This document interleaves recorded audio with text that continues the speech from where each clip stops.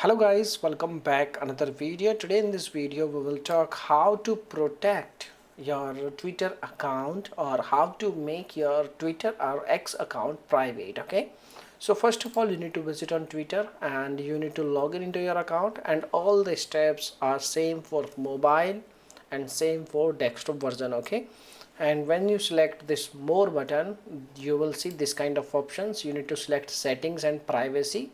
Now you need to select privacy and settings, safety, and then you will see there is a option audience, media and tagging. You need to select this option and it will show you this kind of options. You just need to simply turn on this option like protect your post, protect your videos. Make just you can say you just need to simply tick these options and you are done.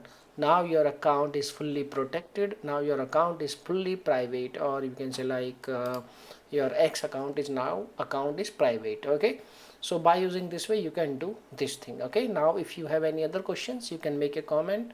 I will reply you very soon, and thanks for watching this video. Bye bye.